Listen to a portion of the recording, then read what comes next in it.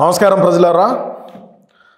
మన వాయిదాల వీరుడు అదేవిధంగా ఎవరు అనుకుంటారేమో మన జగనన్న. ఎందుకంటే వారం వారం పోయి సంతకం పెట్టాలి కాబట్టి 5 సంవత్సరాల పాటు అన్న ముఖ్యమంత్రిగా ఉన్నాడు. ముఖ్యమంత్రిగా నేను ఉన్నాను, నేను అక్కడికి వచ్చే సెక్యూరిటీ ప్రాబ్లమ్స్ అదేవిధంగా నన్ను కలిసేటువంటికి వేలాది మంది జనాలు వచ్చారు, అక్కడ సెక్యూరిటీ అంతా ప్రాబ్లం అవుతుంది అని చెప్పి ఎన్నో రకాల సాకులు చెప్పి ఆ తర్వాత మనం అధికారం కోల్పోయిన తర్వాత కూటమి ప్రభుత్వం అధికారంలోకి వచ్చిన తర్వాత ప్రధాన ప్రతిపక్ష హోదా కూడా దక్కని తరువాత పులివెందుల శాసనసభ్యుడిగానే పరిమితమైన తరువాత కూడా 1.5 సంవత్సరం పాటు నాకు జోబిలో పెన్ను లేదు, పెన్నా కొనుక్కునేదానికి డబ్బు లేదు అని చెప్పి ఏదో ఒకటి చెప్పి అన్న ఇన్ని రోజులు కూడా ముందుకు దోసుకొని వచ్చినాడు.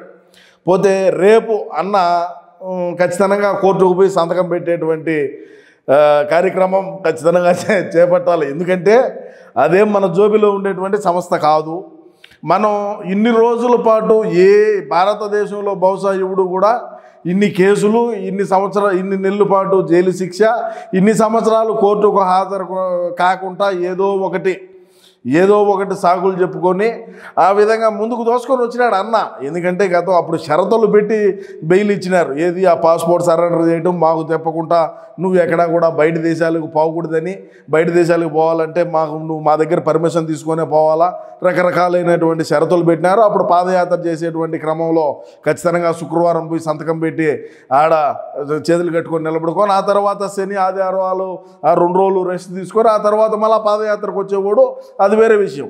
ఇప్పుడు అన్న ముఖ్యమంత్రిగా ఉన్నప్పుడు ఏమైందిరా పరిస్థితి అంటే మనం ఏది చెప్తే అది, మనం ఏది ఆడితే అది ఆట అన్నట్టుగా అదే కొనసాగింది. ఆ తర్వాత అధికారం కోల్పోయి ప్రతిపక్ష హోదా కూడా లేకుండా కొంపలోనే కూర్చో ఉన్నాడు. ఏం పెరికట్లు కట్టే పని ఏమి లేదు కదా. ఇప్పుడు వచ్చి ఖచ్చితంగా మీరు వచ్చి కోర్టుకు హాజరు కావాల్సిందే అని 2-3 సార్లు 4-5 సార్లు కూడా అది పంపించే మళ్ళీ మనోళ్ళు లేదో దానికి క్లాష్ చేయటం, మేము రావాలంటే అక్కడ సెక్యూరిటీ ప్రాబ్లం అవుతుంది, అదేవిధంగా రకరకాలుగా చెప్పి దాటేసుకుంటా వచ్చినాడు. రీసెంట్గా బయట దేశాలకు పోయి వచ్చినప్పుడు బయట దేశాల్లో ఉన్నప్పుడే నువ్వు ఫోన్ నెంబర్ తప్పించినావు, నువ్వు ఖచ్చితంగా ఇండియా వచ్చానే ఖచ్చితంగా కోర్టుకు వచ్చి నువ్వు హాజరు కావాల్సిందే, మా ముందు నిలబడాల్సిందేనో అని చెప్పడంతో సరే దానికి మళ్ళా ఒకటి వేసాడు. ఏమని, నేను అక్కడికి వస్తే నాకు ప్రాబ్లం అవుతుంది, నాకు సెక్యూరిటీ ప్రాబ్లం అవుతుంది కాబట్టి మీరు ఖచ్చితంగా లింక్ ఒకటి పంపించినారంటే నేను వాట్సాప్ కాల్లోనైనా లేదంటే జూమ్ కాల్లోనైనా సరే నేను వచ్చి మాట్లాడతాను అన్నాడు.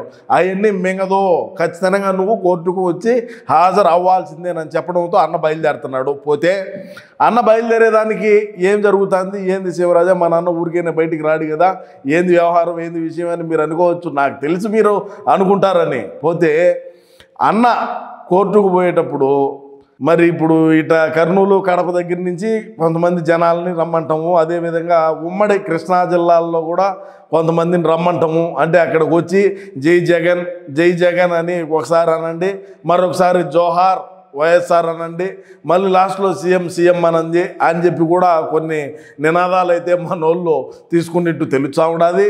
కానీ నేను ముఖ్యంగా ఏం చెప్పదలుచుకున్నానంటే ఈ వీడియో ద్వారా మనోడు గతంలో ఇటువంటి ఆలోచన ఉన్నింది కానీ మరి ఇంత క్రూరంగా ఉండేది కాదు. కానీ ప్రస్తుతానికి ఏం చేస్తున్నాడు అంటే మీరు అరసని అంటున్నాడు. మరి ఎంతమంది వచ్చారో తెలీదు, ఆడ సెక్యూరిటీ ప్రాబ్లం అయిందని చెప్పి మన వాళ్ళని వేసుకొని వచ్చి ఏమైనా జరగవచ్చు, జరగరాంది కూడా. ఎందుకంటే మన అన్న ఆలోచన విధానం అట్టుంటుంది. మళ్ళా అన్న ముఖ్యమైన సీఎం అని అరసమంటున్నాడు. అదేవిధంగా హైదరాబాదులో ఆ చుట్టుపక్కల నాంపల్లి చుట్టుపక్కల ఉండేటువంటి వాళ్ళు కొద్దిగా జాగ్రత్తగా ఉండండి. ఎందుకంటే బంగారు నగలు పాడు చేసుకొని బయటికి రాగాకండి. కాలేజీకి పోయేటువంటి పిల్లకాయలు మీ పర్సులు పాడు అవి ఏమన్నా ఉంటే ఒకరు భద్రంగా పెట్టుకోండి. అదేవిధంగా మీరు కాలేజీలో భోజనాలు పాడు చేసుకునేదానికి క్యారీలు పెట్టుకొని ఉంటే ఆ క్యారీలు కూడా ఒకరు భద్రపరచుకోండి. ఎందుకంటే మా ఊళ్ళు ఆకలేసి వాటిని మెరుక్కొని తినేయచ్చు, మీరు కాలేజీలో ఏం చేస్తారు మళ్ళా. అందుకని చెప్పి కొద్దిగా ఇటాటి మనోడికి అలవాటే, మనకేం కొత్త కాదు. ఇప్పుడు మనం రాజకీయాలు చేయాలంటే వేరే ఆప్షన్ ఏమి లేదు. ఇంకా హైదరాబాదులో కూడా మనోడు ఏమన్నా ఈ రాజకీయాలు ఏమన్నా చేర్చాడా అనేది నాకు కొద్దిగా డౌట్తో నేను హెచ్చరిస్తా ఉన్నా ముందుగానే. హైదరాబాద్లో నాంపల్లి చుట్టుపక్కల పరిసర ప్రాంతాల్లో ఉండేటువంటి వాళ్ళు కొద్దిగా జాగ్రత్తగా ఉండండి. ఎందుకంటే మనోడికి ఆడేవుడు ఏమి స్వచ్ఛందంగా వచ్చేవాడు ఎవడు లేడు, కార్ డ్రైవర్ తప్ప. ఓడిగడ జీతం తీసుకొని వచ్చాడు. కానీ మనోడు డబ్బులు ఇచ్చి బండ్లు పెట్టి వాళ్ళు అక్కడికి తోలుచుకుంటాడు జనాల్ని. ఎందుకంటే మనకు అవసరం కదా. ఇప్పుడు మన అవసరాన్ని మనం ఖచ్చితంగా మనమే దాన్ని ఏదో ఒక రకంగా నాకు సెక్యూరిటీ లోపం, భద్రతా లోపం ఉన్నదని, నేను వచ్చితే వేలాది మంది ఒక 50,000 వరకు కూడా అన్న పోగేసేటువంటి ప్రక్రియలో ముందుకు పోతా ఉన్నాడు. నాకు అందినటువంటి సమాచారం మా పార్టీలో కూడా అందరూ అనుకుంటున్నారు, ఒరే నాంపల్లికి పోతున్నాడు కదా, మరి ఇన్ని రోజులు సెక్యూరిటీ ప్రాబ్లం ఉండాది, అందుకే నేను రాలేదని చెప్తున్నాడు. నేను అక్కడికి వస్తే వేలాది మంది ప్రజలు వచ్చారని చెప్తున్నాడు. మరి ఈరోజు ఎవరు పోకుండా ఉంటే ఎట్రా స్వామి, పట్టండి ఎడసండి, వాడు డీజిల్ పోతాడు, వీడు బండి పెడతాడు, వాడు భోజనాల ఖర్చులు చూసుకుంటాడు, వీడు బాటల ఖర్చు చూసుకుంటాడు, మన ఖర్చే ఉన్నది, ఎట్నో ఒక సొక్క ఫైంట్ ఒకటి వేసుకొని బయలుదేరి పోవటమే కదా పని. మనం ఖచ్చితంగా పదాం అనేటువంటి ఆలోచన ధోరణిలో మన పార్టీకి సంబంధించినటువంటి వాళ్ళు ఉన్నారు. సో నేనేం చెప్తానంటే, అందుకని అక్కడ చుట్టుపక్కల ఉండేటువంటి వాళ్ళు కొద్దిగా జాగ్రత్తగా ఉండండి.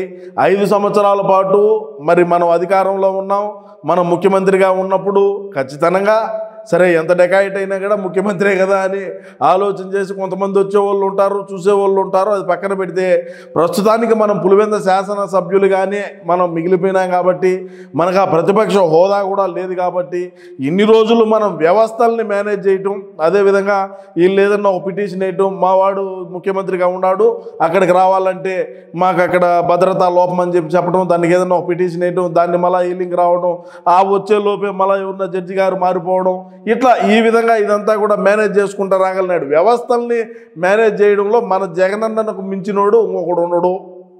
ఆ విధంగా మేనేజ్ చేస్తాడు వ్యవస్థల్ని.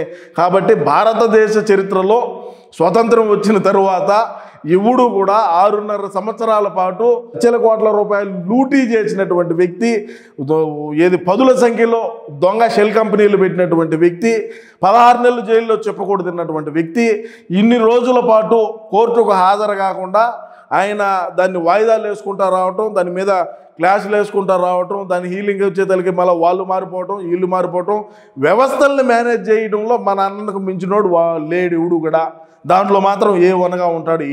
ఫస్ట్ క్లాస్ స్టూడెంట్ కాకపోయినా ఫస్ట్ క్లాస్గా ఎవడురా వ్యవస్థలు మేనేజ్ చేసేదంటే అది మన జగనన్నని మనం గొప్పగా చెప్పుకోవాలా.